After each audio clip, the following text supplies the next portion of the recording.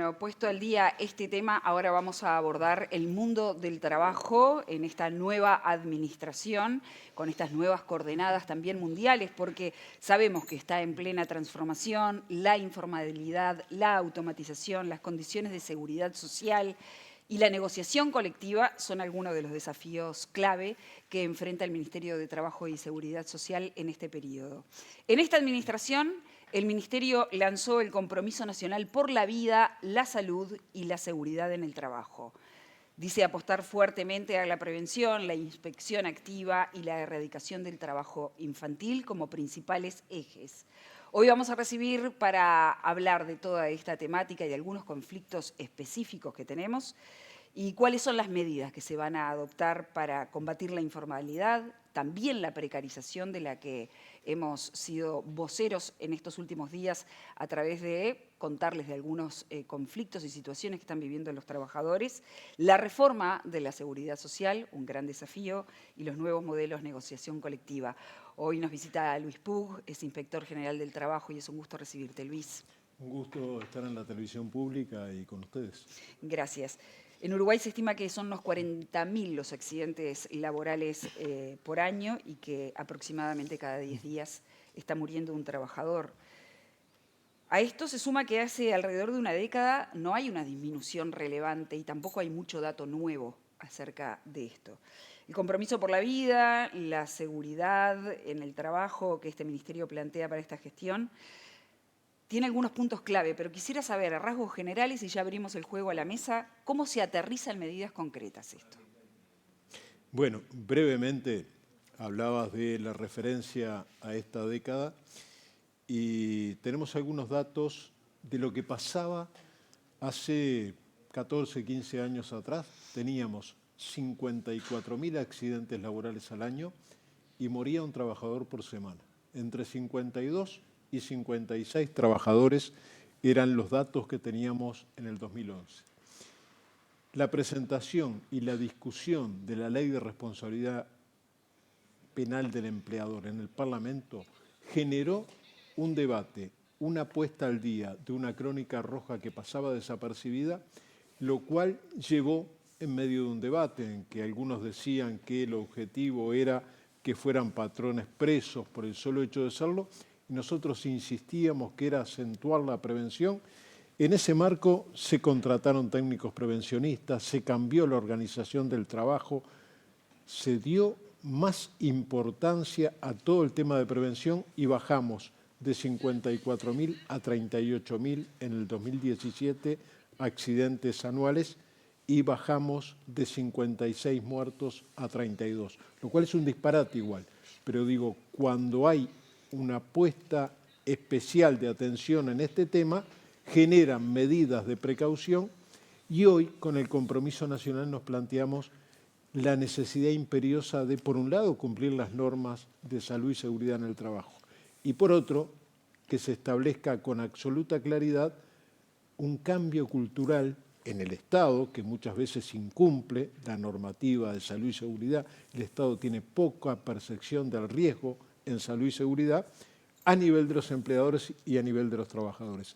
Eso fue lo que nos llevó, en medio de esta situación de que muere un trabajador cada 10 días en accidentes de trabajo, implementar este compromiso nacional que comenzamos a aplicarlo, entre otros rubros, en el tema caña de azúcar en el norte, partiendo de la base que es un sector muy olvidado en los años y que la ausencia del Estado, cuando el Estado no está presente, se generan situaciones de impunidad y de esa relación tan desigual, que no lo digo yo, lo dice la OIT, una relación laboral implica un actor fuerte como es el empleador y un actor débil como es el trabajador. La presencia del Estado tiende a corregir una parte de esas inequidades. ¿Qué encontraron, disculpa Gaby, no, qué encontraron en Artigas? Nosotros estuvimos tratando ese tema hace algunas semanas y las denuncias que hacían los trabajadores, de hecho hablaban de un retiro del Estado desde hace varios años ahí. ¿Qué fue lo que se encontraron ahora? Bueno, justamente por ese retiro del Estado que nosotros comprobamos que es efectivamente así, no solo del Ministerio de Trabajo, allí no estaba presente el BPS, el Banco de Seguros, Ministerio de Trabajo, Ministerio de Salud Pública, las diferentes áreas. Eso dio como resultado una situación, una naturalización de prácticas absolutamente inseguras para el trabajo, de una situación desprovista de las más elementales normas de prevención. Por ejemplo, cuando uno habla de la caña de azúcar, habla de un trabajo de riesgo, un trabajo sacrificado y demás. Allí había una discusión entre empleadores y trabajadores sobre si existía la obligación por parte del empleador de trasladar a los trabajadores antes y después del trabajo. Los trabajadores decían que eso era conveniente, los empleadores decían que eso no estaba en el convenio. Ahora, lo que no puede generar ningún tipo de discusión es que tienen que tener vehículos en un mecanismo de implementar ante un accidente de trabajo un corte con las herramientas que utilizan altamente filosas o la mordedura de una víbora venenosa. El trabajador no puede trasladarse por sus medios en una moto. Allí tiene que haber un elemento, un vehículo con ruta trazada hasta el centro de salud más próximo que pueda salvar la vida del trabajador. Esto, después de mucho tiempo, empieza a implementarse. En algunos casos, falta muchísimo todavía. Luis, ¿y cuáles son las sanciones que se aplican desde el Ministerio cuando se constata una situación de tal precariedad que... Bueno, nosotros, ante la ausencia de estos años del Estado, nos fuimos, sin ninguna denuncia en el medio, nos fuimos a Bella Unión. Nosotros lanzamos el compromiso nacional en la Torre Ejecutiva el 1 de abril. El 2 de abril estamos en Salto y el 3 de abril estamos en Bella Unión reuniéndonos con empleadores y trabajadores, planteando cuáles eran las condiciones mínimas de seguridad que debían existir y que son irrenunciables. Esa primera conversación, intercambio, que no fue una inspección, habilitó que nosotros el 8 de mayo hiciéramos una capacitación específica en el tema caña y que el 12 de mayo se instaló la inspección, está diariamente desde el 12 de mayo ya. ¿Qué implica? Implica recorridas, inspecciones, clausuras, cuando se entiende que hay condiciones que son intolerables. A mí me tocó estar en mayo haciendo la recorrida por los cañaverales y encontramos, por ejemplo, lo que se llama, debieran ser servicios de bienestar, que es el lugar donde vive el trabajador, donde come, donde cocina, desarrolla toda su actividad allí, y nos encontramos con cuestiones deplorables, ¿no? Por Desde el ejemplo, punto de vista de higiene, de instalaciones eléctricas, de no existencia de agua potable, agua que se sacaba de un aljibe lleno de plantas, no estaba en condiciones. En ese caso clausuramos, los trabajadores tuvieron que ser trasladados a otro lugar. En otro caso intimamos 24 o 48 horas para resolver la situación. Las multas de la inspección son bajas en general. Yo diría que hay que hacer una reactualización también de ese tema.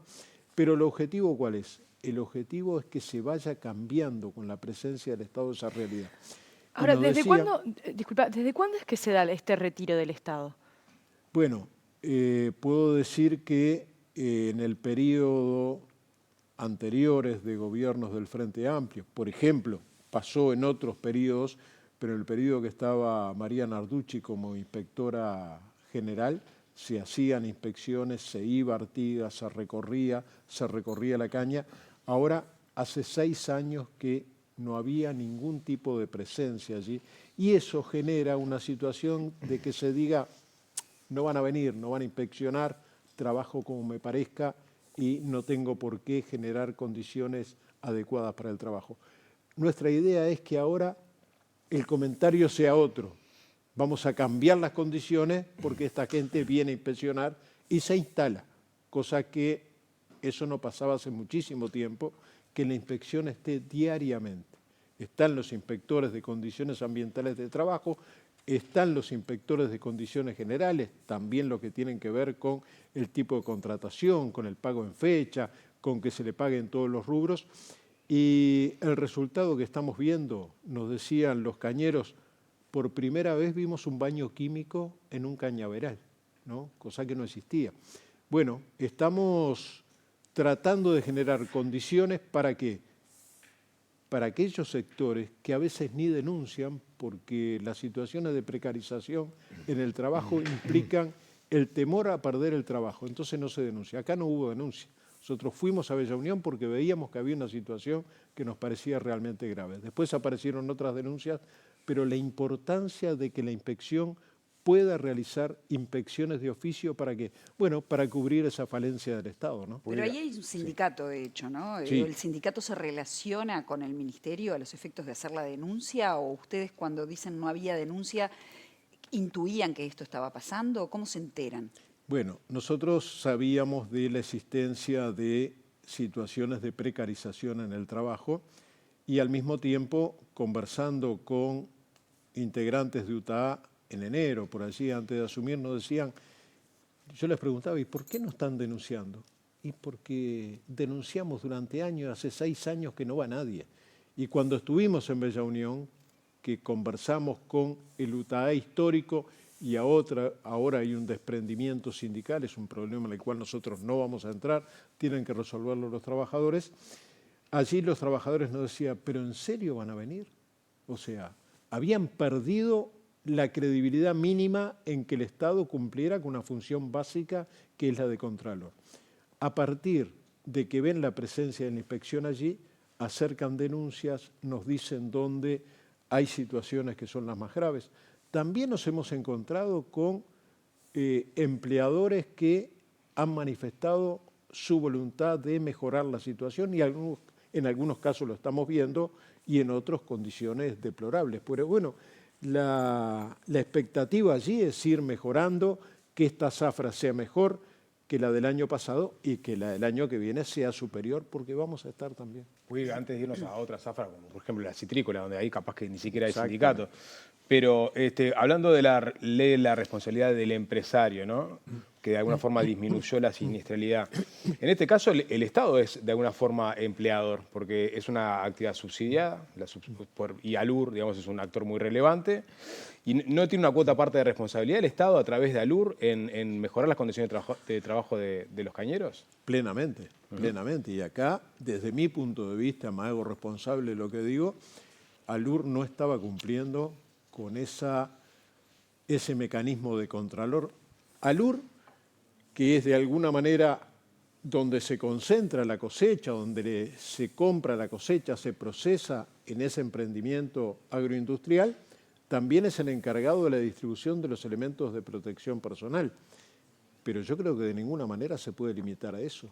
El Estado, y eso lo hemos conversado con la presidenta de ANCAP, con la actual presidenta, que ha mostrado una preocupación muy fuerte por el tema, y no solo preocupación, sino que viajó a Bella Unión para interiorizarse de esa situación y para tratar de dar instrucciones que hay cosas que hay que corregir.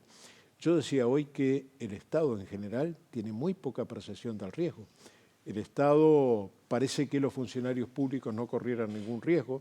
Siempre hay diferentes tipos de riesgo en lo laboral, ya sean ergonómicos o de otro tipo, pero además el Estado terceriza, y terceriza mucho, demasiado según mi concepto, y esos trabajadores de empresas tercerizadas que muchas veces no tienen las condiciones de reclamar porque son el subcontrato del contrato primario, y cuanto más lejos están de la empresa que contrata, en este caso empresa del Estado, mayor es la de protección, la precarización en el trabajo y demás. El Estado tiene que cumplir con su función también de proteger a esos trabajadores. Porque además es corresponsable desde el punto de vista legal, ¿no? Si Bueno, yo, Estado, contrato a una empresa que incumple las leyes laborales con los trabajadores, Exactamente. puedo ser corresponsable. Exactamente, eso es así, lo hemos planteado en muchas oportunidades cuando estamos en el Parlamento y demás, que había que hacer un cambio cultural también por parte del Estado,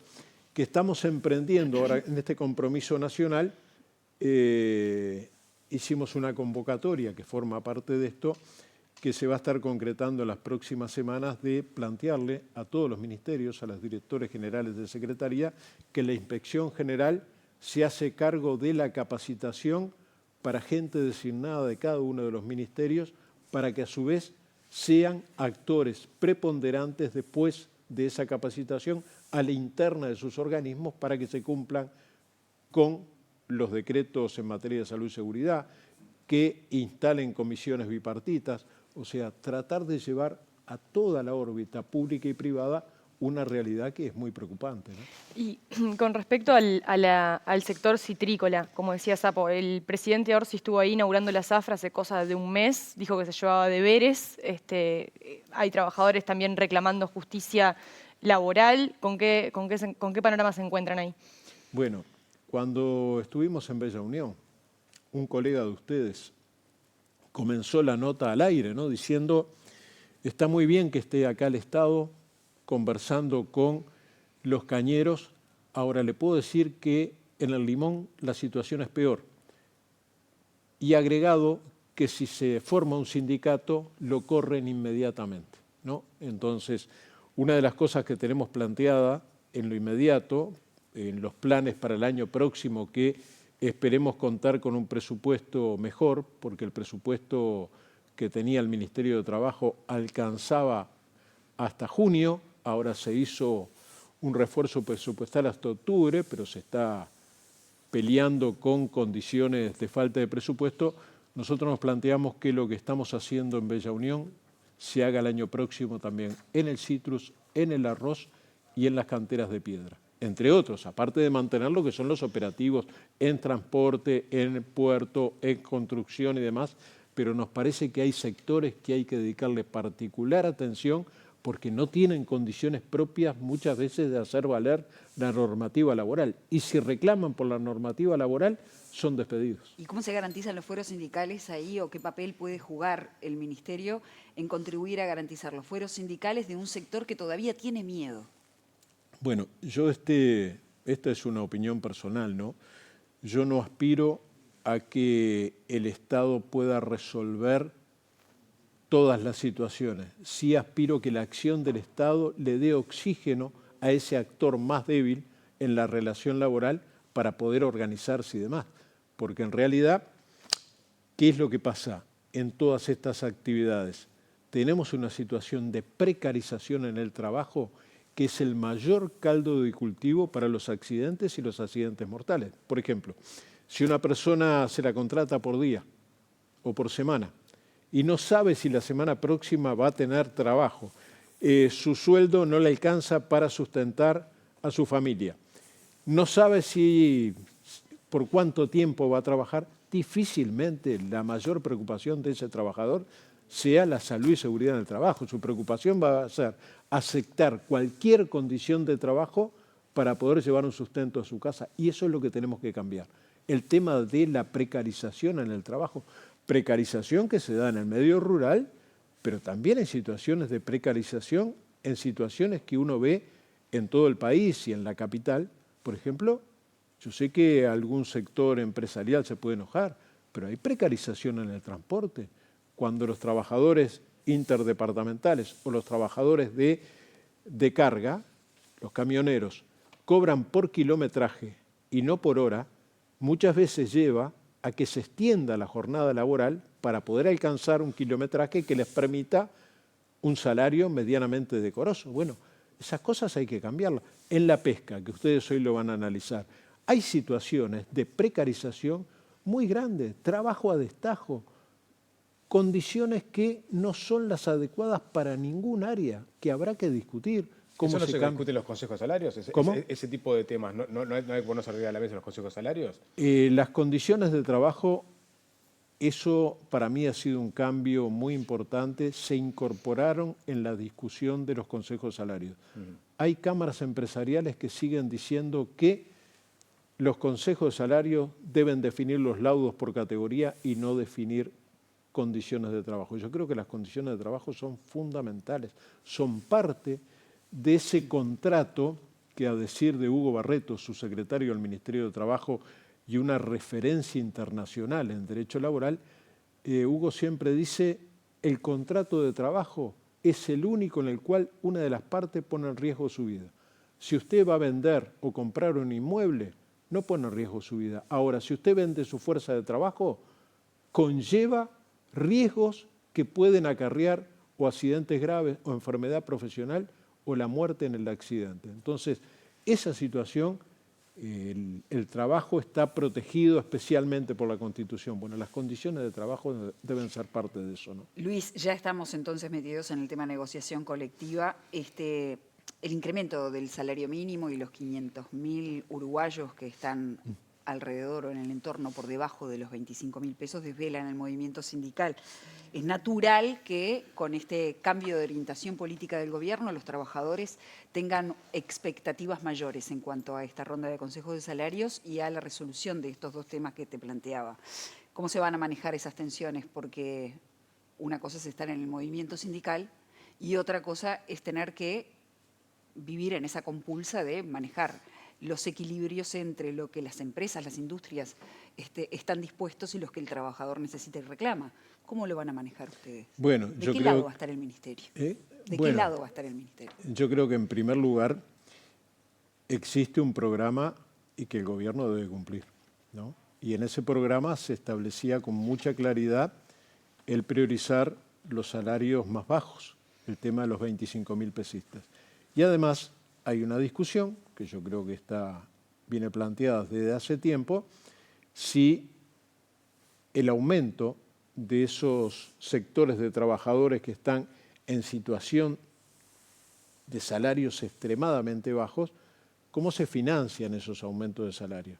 Y en realidad allí han aparecido algunos planteos hablando de desindexación y demás, que yo no comparto.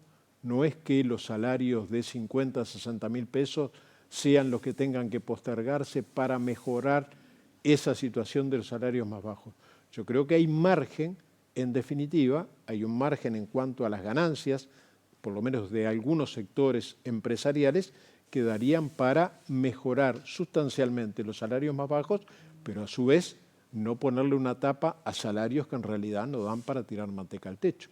Yo sé que esta es una discusión que está planteada y demás, pero bueno, el gobierno que yo integro accedió mediante un programa y yo estoy convencido que ese programa hay que cumplir. Se supo que en realidad había cierto acuerdo entre Castillo, Odone, el ministro de Trabajo, el ministro de Economía, en una suerte de experiencia piloto con respecto a la desindexación de algunos salarios en algunas franjas altas. Digo, porque por lo que lo escucho decir a Puig, usted no está muy de acuerdo con esa idea.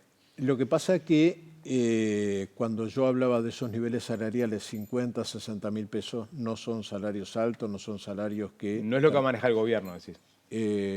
Yo aspiro que no.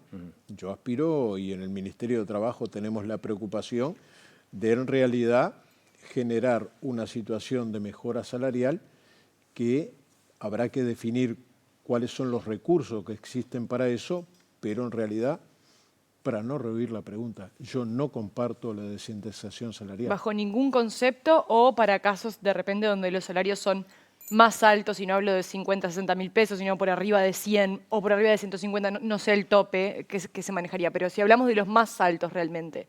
Bueno, ahí hay que ver, porque en realidad una de las discusiones que ha existido durante periodos anteriores del gobierno es cuáles son los recursos, de dónde provienen los recursos que pueden mejorar la economía, que pueden mejorar el mercado interno y demás. Y yo creo en realidad que el Estado tendría que revisar muchas cosas. Tendría que revisar exoneraciones tributarias, ¿no? Que recuerdo una discusión que teníamos en el 2015 de 1.800 millones de dólares de exoneraciones tributarias al gran capital y demás. Habrá que ver, seguramente algunas exoneraciones se justifican, otras yo creo que no.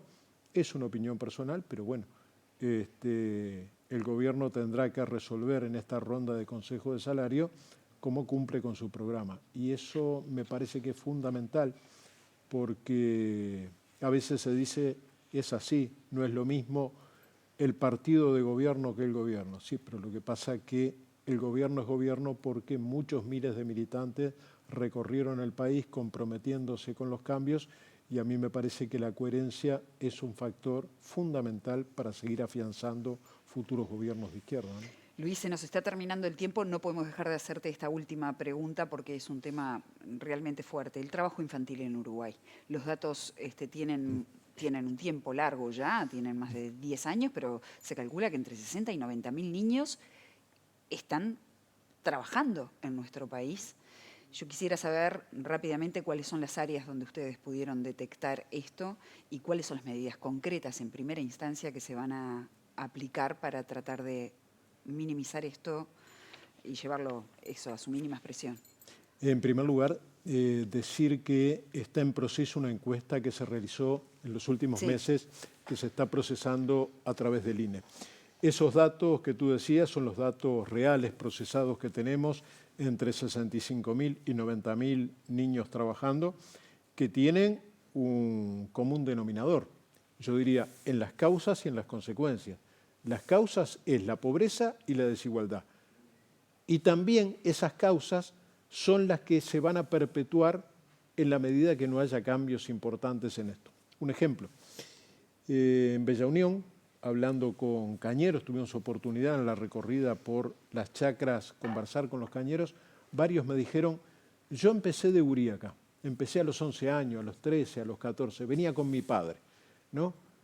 Y en realidad ese trabajo infantil, en la medida que no logremos revertir situaciones de extrema desigualdad, de pobreza y demás, se va a volver a repetir porque ese cañero hoy adulto en poco tiempo va a llevar a su hijo, su hija que lo ayude, ¿no?, en la tarea de corte para poder mejorar en ese trabajo a destajo.